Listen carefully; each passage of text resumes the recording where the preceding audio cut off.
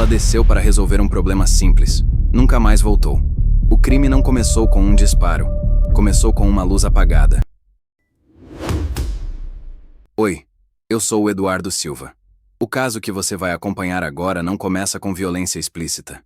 Ele começa com desgaste, com conflitos prolongados que, ao longo do tempo, deixam de ser apenas burocráticos e passam a ocupar um espaço silencioso na rotina das pessoas envolvidas. Um tipo de tensão que não explode de imediato, mas se acumula, se normaliza e passa a fazer parte do cotidiano. Tudo aconteceu em Caldas Novas, no estado de Goiás, uma cidade conhecida nacionalmente pelo turismo, pelas águas termais e pela imagem de tranquilidade. Um lugar associado ao descanso, à família e ao lazer. Um cenário que, à primeira vista, não combina com crimes violentos nem com histórias de morte planejada. Mas foi justamente nesse contexto que uma rotina terminou de forma definitiva. Na noite do dia 17 de dezembro de 2025, Daiane Alves de Benizide Souza, corretora de imóveis, saiu de seu apartamento para resolver algo que parecia simples. Nada indicava urgência extrema. Nada indicava perigo imediato. Antes de sair, ela respondeu mensagens no celular, conversas comuns, sem tom de despedida, sem pedidos de ajuda, sem sinais de que algo estava errado. Esse detalhe não importa, porque crimes que acontecem sem alarde quase sempre começam assim, em dias comuns, em decisões automáticas, em gestos pequenos que ninguém imagina que serão os últimos. Daiane morava em um condomínio residencial onde sua família possuía imóveis. Um espaço fechado, com regras internas, portaria, câmeras de segurança e uma administração centralizada. Um lugar onde, teoricamente, conflitos deveriam ser resolvidos por meio de diálogo, assembleias ou, no limite, pela justiça. Pouco depois de sair do apartamento, Daiane entrou no elevador. As câmeras registraram sua descida até o subsolo do prédio. As imagens mostram uma mulher tranquila, sem pressa aparente, sem olhar constante para os lados. Ela não demonstrava medo, não demonstrava expectativa de confronto. Essa é a última imagem de Daiane com vida. Depois disso, ela desapareceu. As horas seguintes foram marcadas por um silêncio que começou a incomodar. O telefone não foi atendido. As mensagens não foram visualizadas. Para familiares e pessoas próximas, aquilo não fazia sentido. Daiane não costumava desaparecer sem avisar. Não era comum que ficasse incomunicável por tanto tempo. A preocupação cresceu. O que inicialmente parecia um atraso, começou a ser tratado como algo grave. Quando a polícia passou a investigar o desaparecimento, o primeiro passo foi reconstruir o motivo que levou Daiane ao subsolo naquela noite. E foi nesse momento que surgiu um detalhe fundamental. A energia elétrica do apartamento de Daiane havia sido desligada. Não havia registro de falha técnica. Não havia manutenção programada. Nenhuma ocorrência semelhante foi registrada em outros apartamentos. O desligamento foi considerado intencional. Para os investigadores, isso indicava uma ação direcionada, com um objetivo claro: fazer com que Daiane deixasse o apartamento e se deslocasse até o local onde ficam os medidores de energia. Ela não foi chamada. Ela não foi avisada. Ela foi induzida. Esse ponto muda completamente a leitura do caso. Porque quando alguém cria uma situação artificial para forçar outra pessoa a ir até um local específico, já não se trata de acaso. Trata-se de planejamento. Daiane desceu sozinha. No mesmo condomínio vivia Kleber Rosa de Oliveira, o síndico do prédio. Um homem com perfil rígido, conhecido por exercer controle direto sobre a administração. Professor, proprietário de imóveis e figura central nas decisões internas do condomínio. Kleber não era apenas um administrador distante. Ele mantinha conflitos frequentes com moradores. E de forma mais intensa, com Daiane e sua família. Segundo registros judiciais, existiam 12 processos envolvendo o síndico e os familiares da corretora. Disputas relacionadas à administração, cobranças, decisões internas e uso de áreas comuns. Conflitos que se arrastavam havia anos. O que começa como divergência administrativa, quando não é resolvido, muda de natureza. Deixa de ser sobre regras e passa a ser sobre poder, controle e ressentimento. Meses antes do desaparecimento, Daiane já havia registrado situações de atrito direto com o síndico.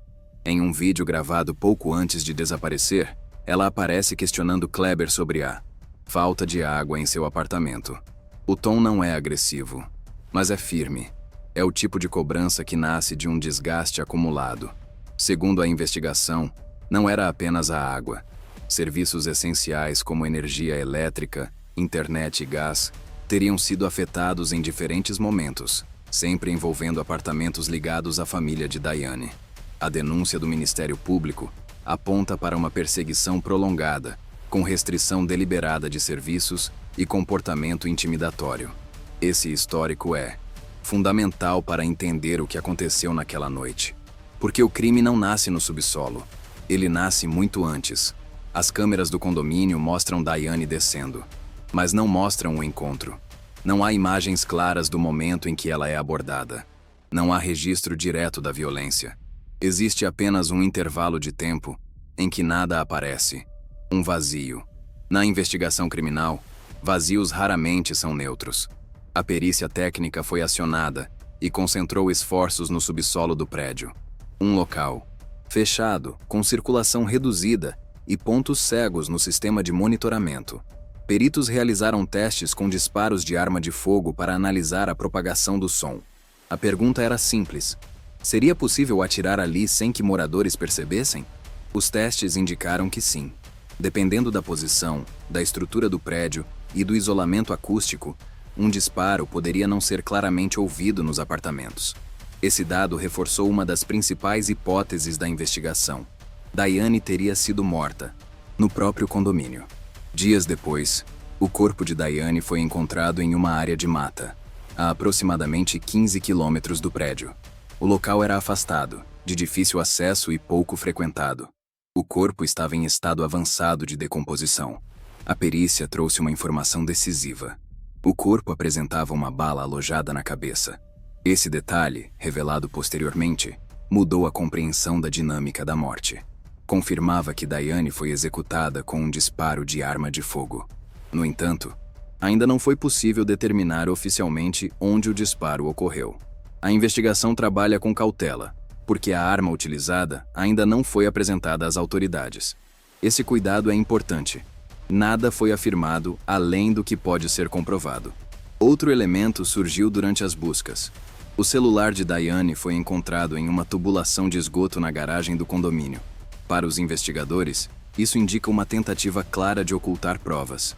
O aparelho poderia conter mensagens, registros de conflitos, chamadas e informações que ajudariam a reconstruir os últimos momentos da vítima.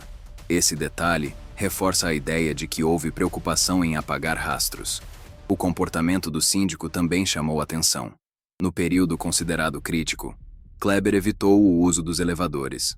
Seus deslocamentos não aparecem de forma clara nas câmeras. Para os investigadores, isso indicava conhecimento do sistema de monitoramento e uma tentativa consciente de não deixar registros visuais. Não. Se trata de coincidência. Trata-se de comportamento. Com o avanço das investigações e o acúmulo de provas, Kleber Rosa de Oliveira acabou confessando o homicídio. Ele indicou à polícia o local onde o corpo havia sido deixado. Seu filho também foi preso, suspeito de auxiliar na ocultação de provas e em ações destinadas a dificultar a investigação. O porteiro do condomínio foi conduzido para prestar esclarecimentos. Após a prisão, o impacto do crime se espalhou.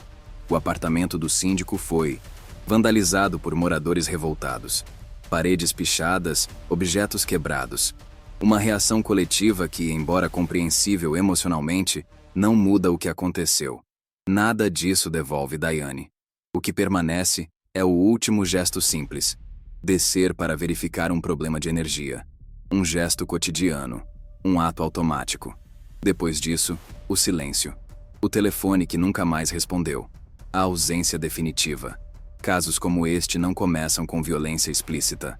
Eles começam com conflitos normalizados, com disputas que se prolongam, com a sensação equivocada de que o outro é um obstáculo permanente, até que alguém decide que esse obstáculo precisa ser eliminado. A investigação pode ser encerrada, os autos podem ser concluídos, Mas a pergunta que permanece não está apenas nos laudos, nas perícias ou nas confissões. Ela está no limite invisível entre conflito e violência. E em quantas vezes esse limite é ultrapassado sem que ninguém perceba. Eu sou o Eduardo Silva. Obrigado por acompanhar mais uma investigação do 9mm. Fiquem seguros.